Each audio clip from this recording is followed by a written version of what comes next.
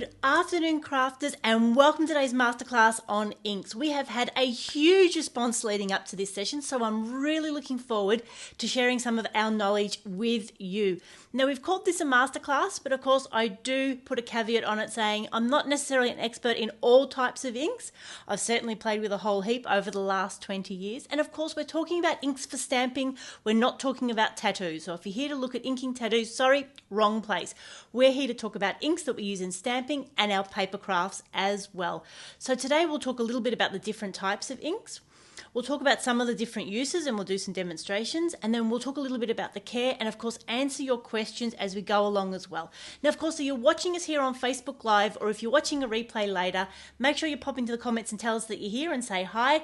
Give us a lovely, fantastic love heart and a thumbs up. I love seeing the hearts drifting up across the screen while I'm playing with you, and really looking forward to having a go at inks today. So let's get started.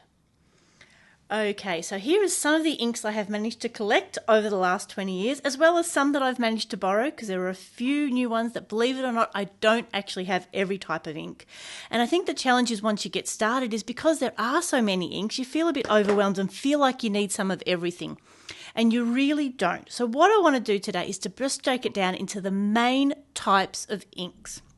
So firstly, we've got our dye inks and our pigment inks. So of all these inks here, and I'm sure some of them you would recognize, let's split them up. So if we move our dye ones over to this side, I can put all these ones over here. This one's dye based. Now this one says pigment, so we'll pop this one. Color box is pigment. This one says dye. And that one's pigment. And then we've got all these others in the middle. So these ones are dye inks. These ones are pigment inks. And these are all the other sorts. So sometimes we can get overwhelmed because there just seems to be so many. And when we started, there were really just some really basic dye inks that were quite often very smelly, but we knew that they were permanent. And then there were your beautiful but bright coloured pigment inks, and that's not so longer the case so much. It's a matter of just having a bit of a play with them. So you certainly don't need one of everything when you get started. There's a few basics that are good to have, and then of course it's good to build up with them as you go. Now your dye based are the ones that are permanent, that won't react with ink, that once they're dry, they're stuck there. So they're great for colouring over, for watercolours, for putting onto more thicker surfaces if you're doing art journaling. Your pigment inks are the ones that you can use with your embossing powders. And then we've got all these other specialty inks as well. So chalk inks have a little bit of a different finish on them. We've got the StazOn. So for a while, the StazOn was one of the only ones that would dry on a lot of different surfaces. That was before some of the archivals come in. These do come in bigger pads as well. I just can't find my black one at the moment. And these I find are a solvent based and they smell quite strong. So I tend to avoid using those, and they do dry out quickly as well. So they're the StazOn ones. We've got, and we will talk about at length, the distressed inks and the distressed inks outside. Now, we'll play with these a little bit, but if you want a more in-depth demonstration, head back to Rachel Griggs' P2PCrafts Presents Darkroom Doors from last Saturday, and she does a fantastic demonstration with the oxide inks and then goes through and does exactly the same process with the distressed inks, and it gives you a fantastic comparison side by side because she's used the same colours. But we'll just do a little bit of a demonstration today. And then we'll talk about the Versamark ink as well, because I think if you're getting started, that is a good place to start as well. So, okay, let's clear some of these out. Hopefully we've got enough space. Okay. So I've got a whole heap of little cards, so we can just do some little samples or some swatches and get a sense. So dyes on this side, pigments on this side, everything else in the middle. Okay, so what we're going to do first, I've grabbed some little stamps. Now, before I started doing shows, I would always clean my stamps after we used, just using a baby wipe or a wet towel. Some of the companies have got some fantastic stamp cleaners. I know Stampin' Up's got a fantastic mat. I think in most cases they just need a wipe, but things like the archival inks and the StazOn inks will stain your stamps, which isn't too much of a problem, except if you want to go from black ink to something clear or light. That's when you're going to end up with a problem with contamination. But otherwise, you don't need to get too worried about stamping your inks. So first, let's just do a quick little demonstration with some of the archivals. So doesn't just come in black. The Adirondack was one of the original ones that came out many, many years ago. And then there's a whole heap of the archivals in different colours. They also come in cute little ones as well. So that can be a really economic way to get a few colours. The Dilutions ones, again, ink pads, there's normal size. And then some of you might remember these ones, the Kaleidoscope, which has all of the colours but separated so that the colour doesn't bleed. And then when you want to use it, you can just push that together and use that. Don't you remember seeing those? They were just the absolute bee's knees. So okay, so if we get a stamp. Now when I first started stamping, I was amazed to learn that we can just put the stamp straight onto the stamp pad. If you've got a bigger stamp, you can always put the stamp down and then tap the ink pad on as well. But it works either way. You don't need a brayer or a roller. Now you can see that I've stamped it once, and then I've had a little bit of ink so I can manage to stamp that both ways as well to give it a little bit of depth, and that's a really interesting technique. So that's with the archival ink. We'll then do one with the distressed inks. So there we go, and I will give that a wipe just because this is a sort of ink that doesn't play well with others. And then what else will we pop on this one? Perhaps a little bit of StazOn. So again, StazOn's really good if you're doing a lot of stamping on transparencies. Now you can see that's gone, looks like it's had a little bit of dirt on the stamp. It's gone a little bit darker than what it is. And again, StazOn, we want to give it a bit of a wipe. And then what else will we put on this one? Now, I was very sad when I was getting these out to play. These were one of my favourite colour box, and as I've pulled it out, you can see that it's mushed up at all. So a really good reminder, don't just keep your stuff for good, because that's what happens. The sponges will disintegrate after a while. So I wonder if we can get any. Yeah, it looks like this one, unfortunately, is not going to do us much good at all. Oh, I'm really sad. I really love that one. That was one of my favourites.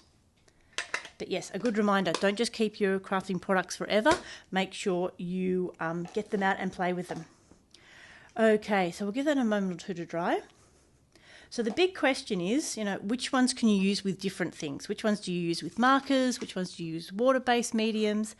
And the answer really comes down to, well, which ones dry and which ones don't. So what we want to do is experiment. So on this piece of card, I've got a bottle here with just some water in it, and we're going to give it a quick spritz. And then we can see there that the archival and the StazOn are fine. The pigment hasn't really moved, but the distressed ink certainly has.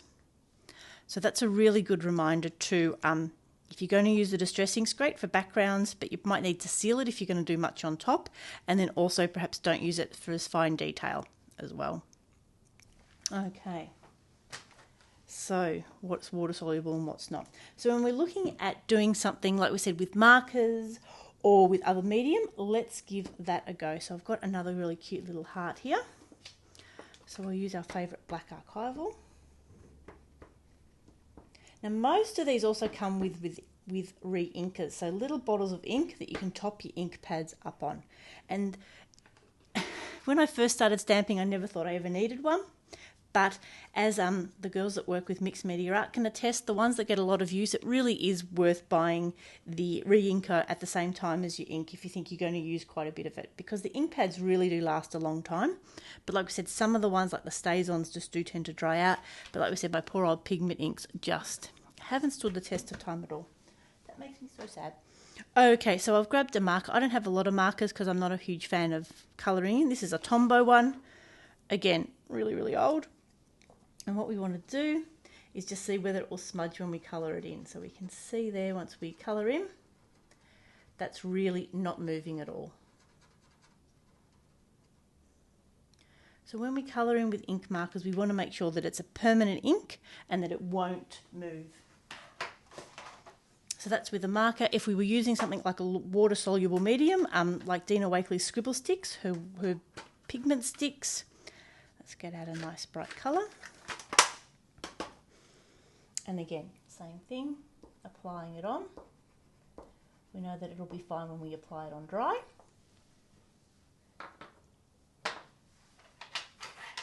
carefully getting some water onto the set because we don't want to make a mess with all these electronics. And then we can just add that little bit of colour to move it around and give it a bit more of a watercolour effect. So you see that there? You can see that that's the ink's not running at all. So we know that we're right to colour it in. Okay. So yes, if we want to use markers, if we want to use water-soluble medium over the top, if we want to paint over the top, then we want something that's dye ink, and the waterproof archivals are a great suggestion for that as well. Okay, so that's the dye inks. So if we look at the pigment inks, they work really well with your embossing powders. Someone pointed out that, yeah, there's two ways to add colour when it comes to your embossing powders. You can have a clear ink pad like this one and add colour embossing, or you can use a coloured ink underneath it and then put clear embossing on top. Now, I cannot find my clear embossing powders, so we won't be using those today because I don't know where they've gone, but we can be using these. So I've got some embossing powder. This is, what are they called? Emerald Creek brand. These are the ones that we've got. So these are a little bit of a more grungy. Now the Versamark ink pad is fantastic because it's actually clear. It's actually more like a glue pad. Now you can see there I've probably used some stamps that perhaps I shouldn't have. But what that allows us to do is transfer almost like a glue onto the ink pad. And again, you want to make sure that you're having your stamp clean. And then with the embossing powder, I'm sure those of you that have been stamping a while have all seen embossing powder. Here's just some scrap paper, an old map from the Bendigo show. Pour the embossing powder on, tip it off, and then what it will do is just stick to where that stamp when the Versamark was. So you can see there, you see that it's just still a little bit grainy. So then we would go and heat set that with a heat tool, which I'm not going to do today because we don't need to watch using heat tools. And that really gives us that fantastic little finish. So this is one of the really pretty powders. It looks nice on white and on dark surfaces as well. So I can see I've got some questions. Alex is asking, can you mix inks? So you can. It's just, again, experimenting and just being aware of using sort of the darker colours into the lighter colours as well. So if we were looking to mix inks, we might want to do something like...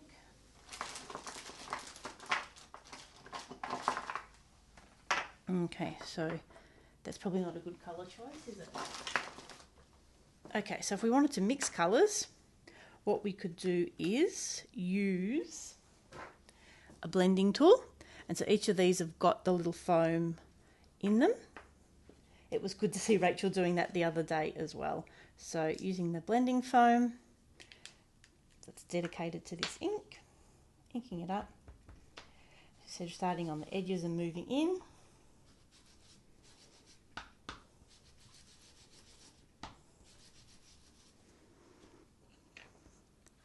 And then changing colour. So this is a great way to add colour through a stencil or onto a stamp or just onto your pages.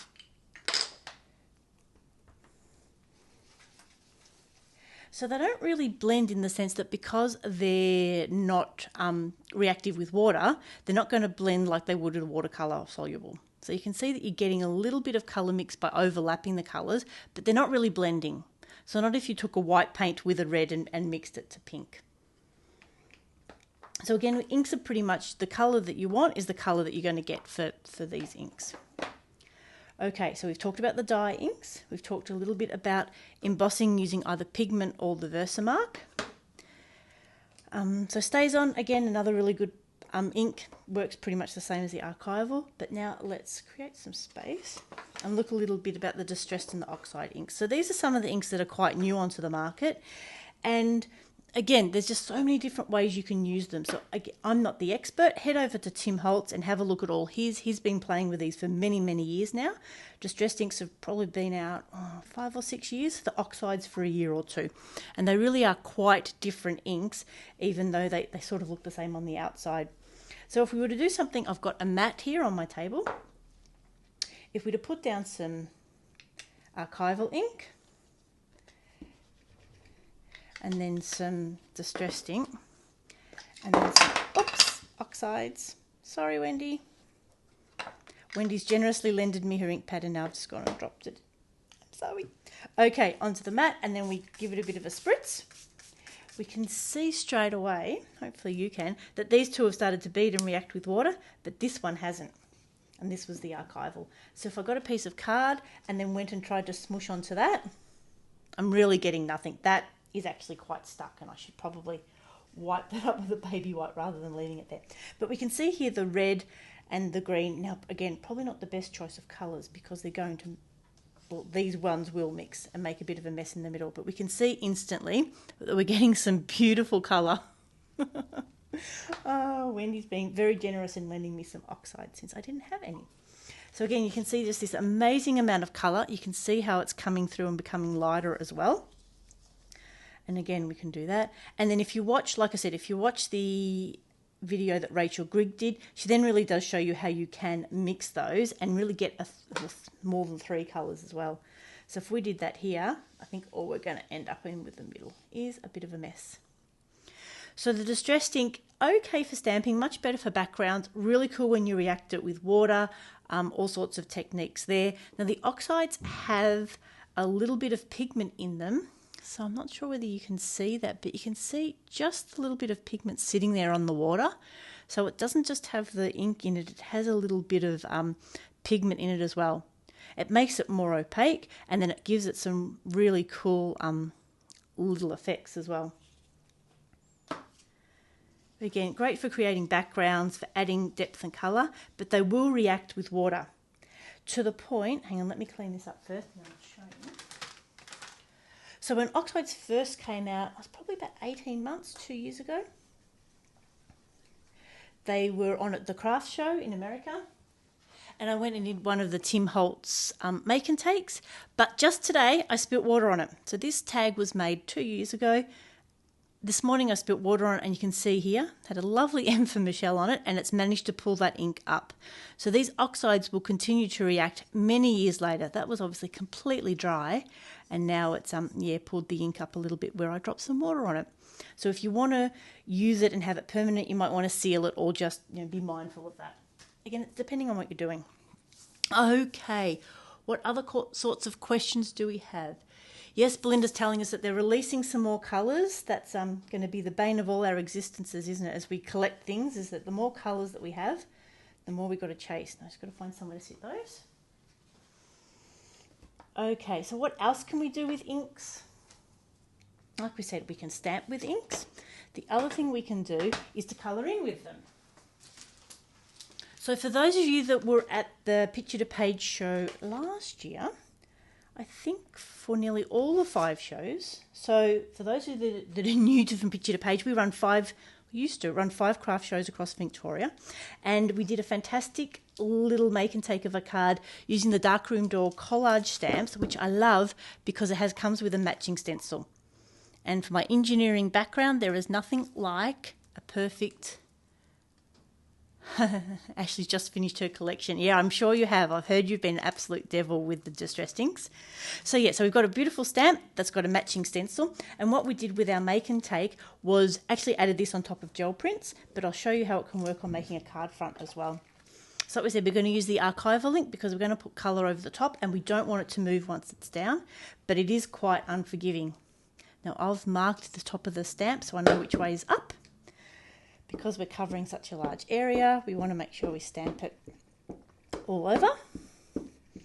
Now, for those of you that are new to stamping, give yourself some leeway. Don't try and stamp straight onto your really good card if that's the only piece you've got, if you haven't used the stamp before or if you haven't practiced for a while. So I'd always suggest getting some scrap paper because a brand new stamp takes a bit to get the inks, and then so does when you're re-inking as well. So get it.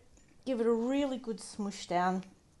Using those platforms that Danny did yesterday was great. And we can see that and go, yep, we've got a pretty good coverage. We're happy with that. We'll now commit to doing it on our page. I don't know how many times we've ruined good pieces of paper by thinking we'll be right. Sometimes we overestimate our abilities. Now again, the other thing, of course, is you want to hold it tight. We don't want to drop it. We We want to hold it parallel. We want to sit it down and then not move it. We want to press it. Now, if you're stamping on gloss card, you've got to be really careful because that can be quite slippery. This is just a lovely linen finish, so that won't be a problem. Then once we're happy with pushing it, we then want to lift it straight up and then move it away. So we don't want to drop it again. Now we can see there that we've got that down. It's got a little bit of texture in it. That really appeals to my grungy side. So what we're going to do next is grab the stencil. And like I said, Rachel at Darkroom Doors has done a great job of having these so that they match. Okay. So I'll find a few different colours, and somehow I haven't really pulled out different colours. Didn't I have... Oh, there's the yellow one. Okay, the yellow one. So what we're going to do, pop that one back, is use our blending tool again with our foam and adding some ink to it. So again, these are great little ink pads because it's a way of getting a whole heap of colours in a really cute little size. So again, starting off, holding the stencil firm.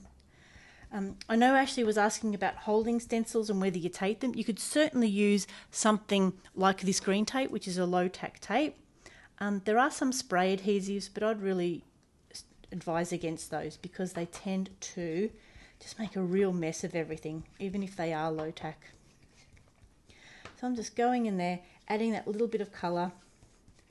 Of course, the key with adding colour through stencils is you don't want to add too much because they'll bleed. So that's when inks are perfect because you almost can't use too much ink.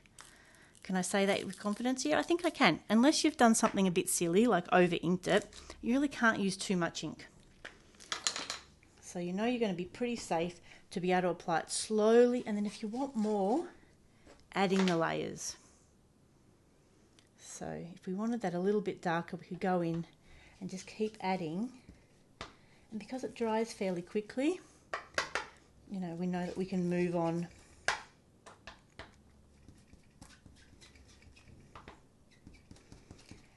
There we go, and that's why I really love how these stencils. Put the lid on first, Michelle. So that was our care tip number 1. Make sure you put the lids back on the inks when you finish with them. Again, how do we store them? Some schools have thought you want it flat, some suggest you store them upside down. Some have them on the side. I have no real opinion. I think that the main thing is just to make sure that the lid's on properly. Now these are the little dilutions ones that she made for journaling. So these lids are actually quite firm as they will stay together well. Okay, so now I'm adding a bit of a different colour. And you can see here I'm getting a little bit of a mix. I'll hold it up in a minute when I finish. But it's really not mixing so much as you being able to see through it. So just like with Danny and her paints yesterday, the translucent ones will show through and give you a different colour, but it's not really mixing as we would mix paints or mix the water mediums. So then we can, ta-da, pull the stencil off. And I love this process because it gives us such a fantastic finish with, as you saw, a bit of a rough start. So you can see here I've got a little bit of the yellow. You can see how the pink over it's a little bit orangey. More of the green by adding layers, and then when you're putting the pink and the green together, it gives you almost of a bluey tinge. So hopefully you can sort of see that there. And then if I wanted to go back in again, this is already dry. I could go in, put the stencil back on and add it. But what I wouldn't want to do here is move the ink. So hang on, let me put this back. So Susan asks, how do we fix an ink pad if it dries out? So you'll need a re-inker. Now it really depends on what type of pad it is. So like I said, these pigment ones have gone they're starting to deteriorate and break down. We can't save them. I'm unfortunately going to have to throw that out. So that's not going to help us. A lot of the newer ink pads though have more of a, not so much felt, more of a solid one. So they're easy to re-ink. StazOn are fine for re-inking. The distressed inks are fine for re-inking.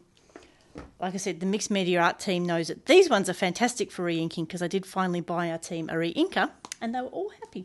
I don't think I've got any really spongy ones. That's one of the solid ones again, so that's easier to ink. These brilliant ones come with a little cover to stop them drying out. That's a bit more of a spongy one, but you can certainly use re-inkers there as well.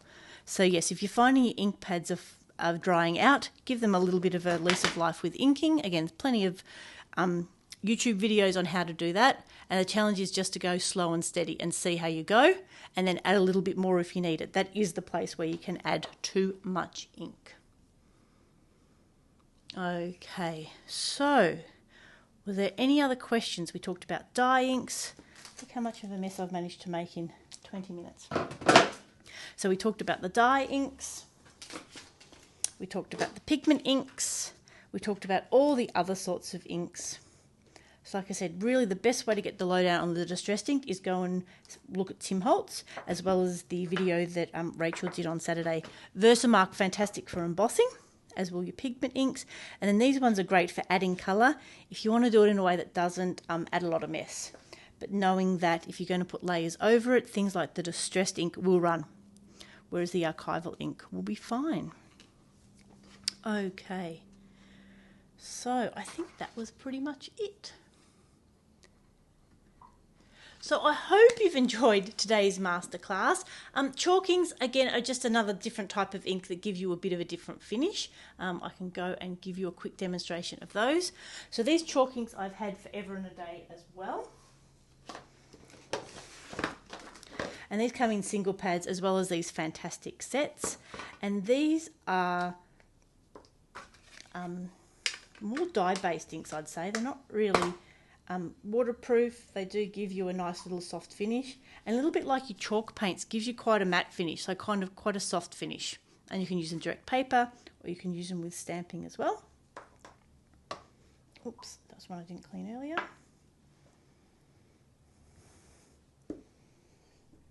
Yeah, so okay, these ones mightn't be drying out a bit as well. So you can use them for stamping, use them for adding colour. I've had these for a long time. I was checking how long I'd had them. Apparently May 2004, so 16 years. No wonder they're drying out. I'm not sure if you can get re-inkers of those as well.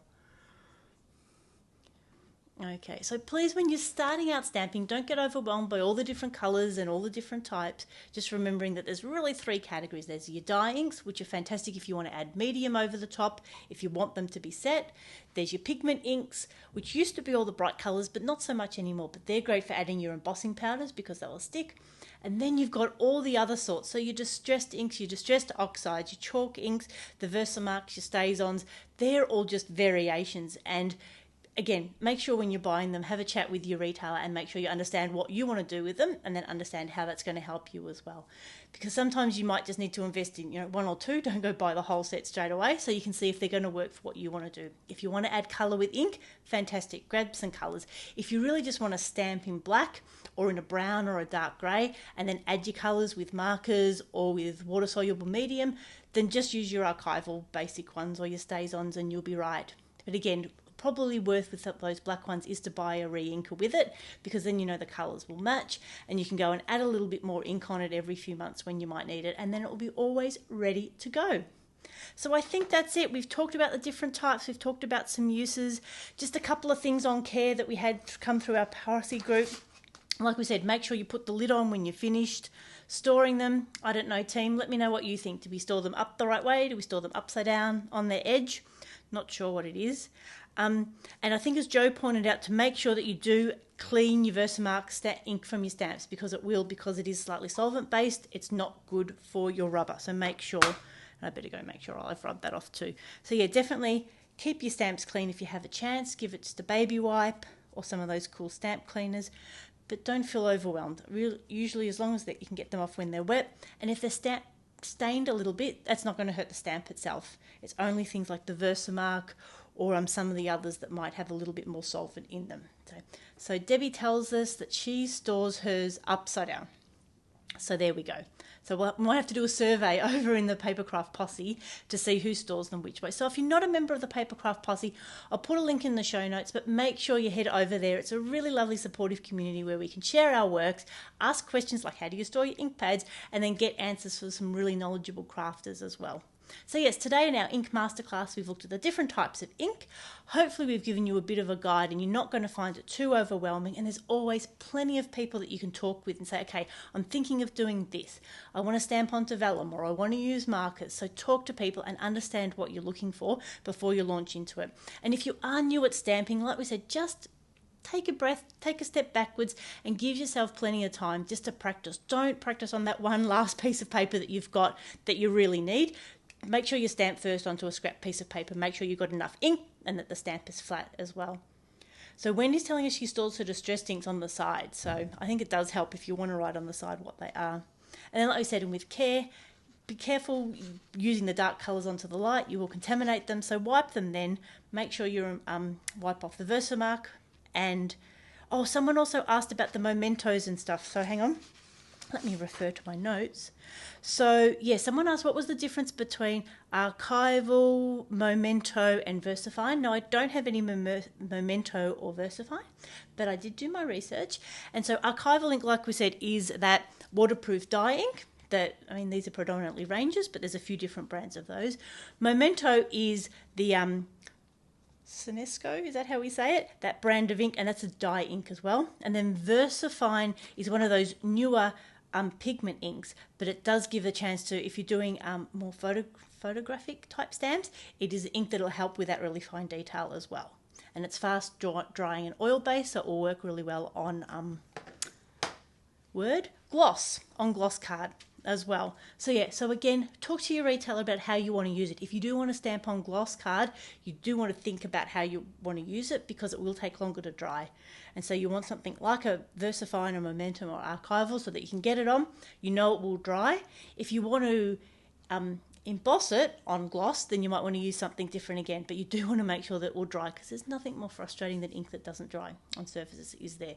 So like I said, if you're doing gloss, if you're doing vellum, or if you're doing transparencies, you want something that you know that's going to dry, versus something like the archival, which you know is pretty robust and you can use on nearly everything, and there comes in a whole heap of colours as well. So I will be popping in and out of the Facebook group for the next few hours, so if you have any questions, pop them down, and of course we can always do a follow-up masterclass. Would love to see what you've been working on over in the Papercraft Posse group, and of course make sure you leave a comment so that we know that you were here. Give us a thumbs up and a heart, and I look forward to seeing you again soon. So this is Michelle Brown signing off. We hope you have a crafty day.